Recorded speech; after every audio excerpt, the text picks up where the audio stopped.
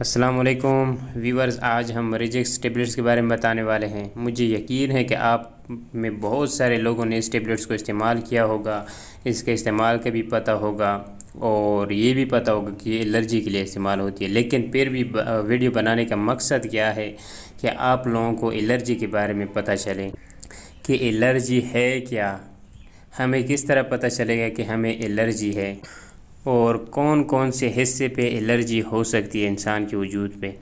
اور اس ویڈیو میں علامات بھی بتاؤں گا کہ الرجی کے علامات کیا ہیں۔ اگر یہ علامات ہو اگر بندے میں تو وہ الرجی ہے، ادروائز کوئی اور بیماری ہو سکتی ہے یہ۔ اور اس کے علاوہ میں وجہ بھی بتاؤں گا اس ویڈیو میں کہ الرجی کی وجہ کیا ہے، کاز کیا ہے، مطلب یہ کیوں ہوتی ہے الرجی، کس وجہ سے ہوتی ہے۔ انشاءاللہ اس ویڈیو میں الرجی کے حوالے سے ڈیٹیل سے سمجھاؤں گا۔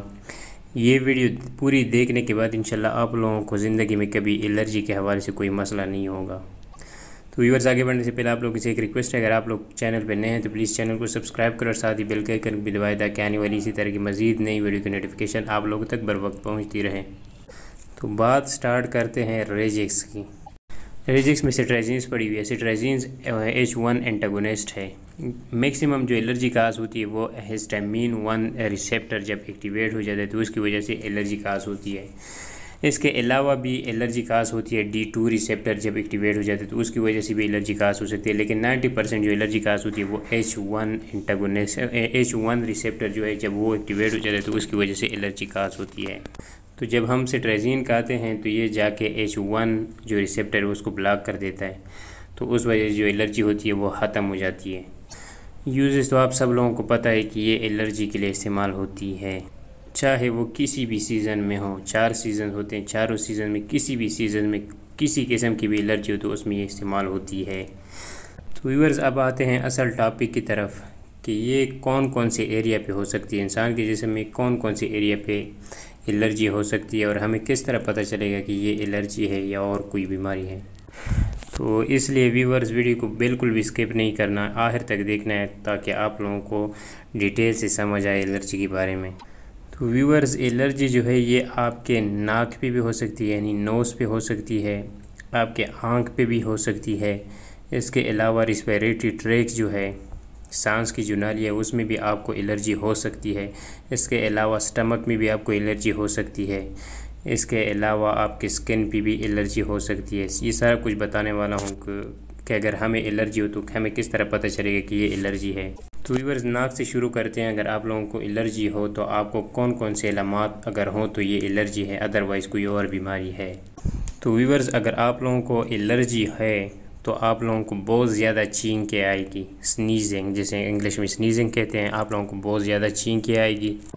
آپ کی جو ناک ہے وہ خارش کرے گی، کبھی کبھی خارش کرے گی، زیادہ تر نہیں لیکن کبھی کبھی خارش کرتی ہے۔ اس طرح نہیں ہوتا کہ بس مطلب ہر وقت یہ خارش کرتی رہے گی، کبھی کبھی خارش بھی کرے گی، یہ الرجی کی ایک سمپٹم ہے۔ اس کے علاوہ آپ کی جو ناک ہے بالکل صاف پانی کی طرح بہنا شروع کرے گا، اس کی جو ناک کا جو فلوئڈ ہے وہ بالکل کلیئر ہوگا، صاف پانی کی طرح۔ 1-2 گھنٹے تک اسی طرح چلتا رہے گا، پھر آپ کی جو ناک ہے بالکل ٹھیک ہو جائے گی۔ آپ کو اس طرح محسوس ہوگا کہ میرے تو زکام ہے ہی نہیں، آپ کو اس طرح بالکل محسوس ہوگا 1-2 گھنٹے تک، پھر اسی طرح بہنا شروع کرے گی آپ کی جو ناک ہے، کلیئر پانی آپ کے ناک سے بہنا شروع کرے گی۔ اس کے علاوہ آپ کی جو ناک ہے کبھی بند ہوگی کبھی کھلے گی، کبھی بند ہوگی کبھی کھلے گی، کبھی ایک ناک بند ہوگی کبھی دوسری، تو یہ الرجی کا سمپٹم ہے۔ یعنی آپ کو اگر زکام ہے تو یہ الرجی کی وجہ سے زکام ہے، نہ ہی یہ بیکٹیریل زکام ہے نہ ہی یہ کوئی وائرل زکام ہے، تو یہ الرجی کا زکام ہے، یعنی الرجی کی وجہ سے جو زکام ہوتا ہے وہ ایک زکام ہے، تو اس کے لیے آپ اس سٹرائزین کو استعمال کر سکتے ہیں، ریجیکس کو استعمال کر سکتے ہیں۔ تو ویورز، اب جاتے ہیں آنکھوں کی طرف۔ اگر آنکھوں کو الرجی ہو تو کیا سمپٹم ہو سکتے ہیں، یعنی کیا وہ جو علامات ہو سکتے ہیں اگر آنکھوں کو الرجی ہو۔ تو ویورز، اس میں آپ کی جو آنکھیں ہے وہ بالکل سرخ ہوگی، خارش کرے گی اور آپ کے آنکھوں سے آنسو بہنا شروع ہوگی، تو یہ بھی الرجی کی سمپٹم ہے۔ اگر الرجی ہے تو یہ سمپٹم لازمی ہوں گے اس میں۔ تو ویورز، اب جاتے ہیں سانس کی نالی کی طرف۔ سانس کی نالی میں آپ کو کھانسی بھی ہو سکتی ہے، خشک کھانسی ہو سکتی ہے، اور کھانسی کے ساتھ ساتھ آپ کی جو سانس کی نالی ہے اس میں آپ لوگوں کو تکلیف ہوگی، سانس لینے میں تکلیف ہوگی اور سانس کی بندش ہوگی۔ تو تو یہ الرجی کی سمٹم ہے۔ تو اب جاتے ہیں اسٹمک کی طرف۔ اسٹمک میں کیا الرجی ہو سکتی ہے؟ اسٹمک میں فوڈ الرجی ہوتی ہے۔ جب آپ کسی جگہ پہ جاتے ہیں، کوئی بھی چیز کھاتے ہیں، کھانا کھاتے یا کوئی بھی چیز کھاتے ہیں، 1 گھنٹے کے بعد آپ لوگوں کو معدے میں مسئلہ آ جاتا ہے، یعنی آپ لوگوں کو ڈائریا لگ جاتا ہے یا آپ لوگوں کو الٹیاں آنی شروع ہو جاتی ہے، تو یہ فوڈ کی وجہ سے، جو آپ نے فوڈ کھایا تھا تو یہ اس کی الرجی ہے، یعنی وہ فوڈ صحیح طرح سے ہضم نہیں ہوتا، تو یہ الرجی کی وجہ سے، یہ الرجی سمٹم ہے۔ تو اس میں آپ اس ریجکس کو استعمال کر سکتے ہیں، اور ساتھ میں اگر آپ سے پروفلیکزین اور میٹرونیڈازول استعمال کریں گے تو اور بھی بہت اچھا ہوگا۔ تو ویورز اب جاتے ہیں اسکن کی طرف۔